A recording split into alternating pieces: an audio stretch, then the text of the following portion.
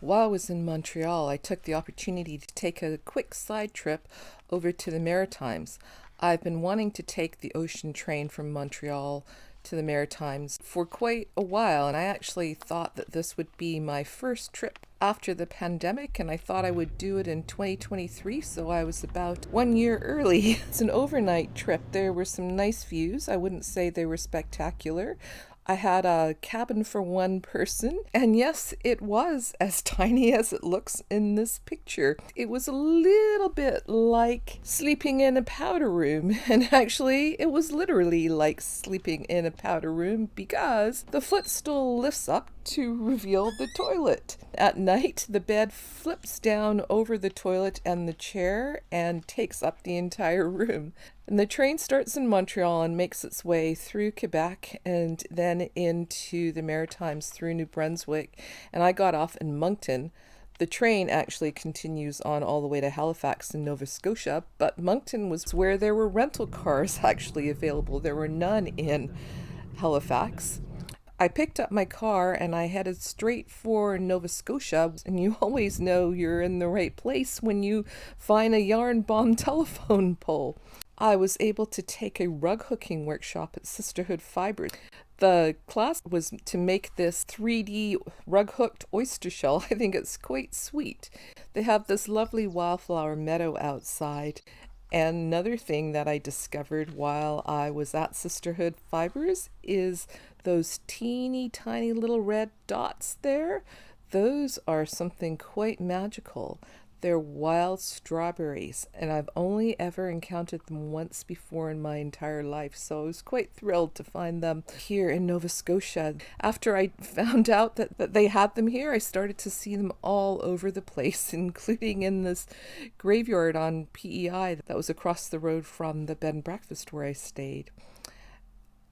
And after the workshop, I did in fact head over to Prince Edward Island. I took the ferry. I know there's a bridge these days, but I thought I would take the ferry one way and the bridge the other way. And that's where the piece of cloth that I took along with me to dye got its first dip in the water at the ferry terminal in Northumberland Strait here.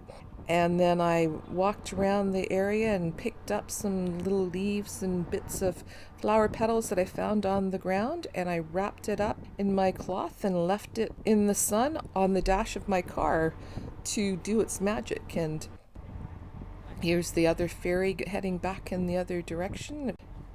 And one of my favorite things in PEI are these fields of lupins all over the place.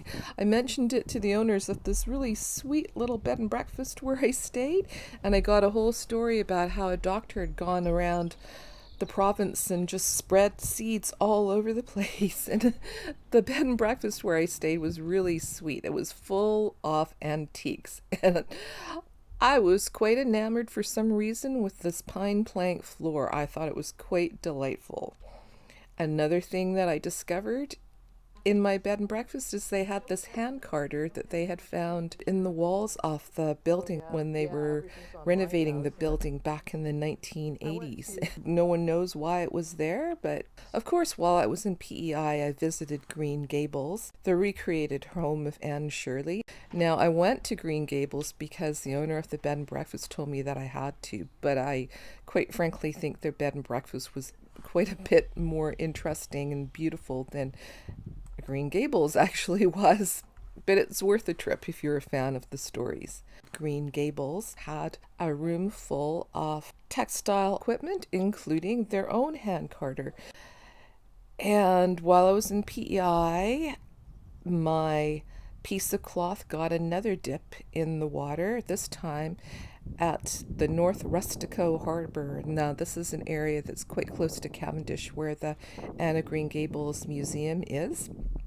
And you can see how red the ground is there in PEI, and it was like that all over the Maritimes. And here's a view of the cliffs near Cavendish Beach. And then after PEI, I headed back to Moncton, and my bundle got another dip in the Petite Kodiak River this time. I'm not sure why. The only thing that I filmed while I was in Moncton was this beautiful building that was for sale for about $450,000. Do you know what you can get for $450,000 in Vancouver?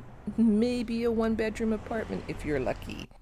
And here is my little bundle after it had spent several days getting dipped in water and having little bits of plant materials added to it. And there's lots of color. It's really kind of hard to see while it's wet what it really looks like, but here is what it looks like after it was dried and rinsed. And there's no really distinct images, but you can definitely see the essence of the plants that were bundled in there. And I really love this piece as an unusual souvenir of my trip. And that's it for now. Thanks for watching, and I will see you again soon.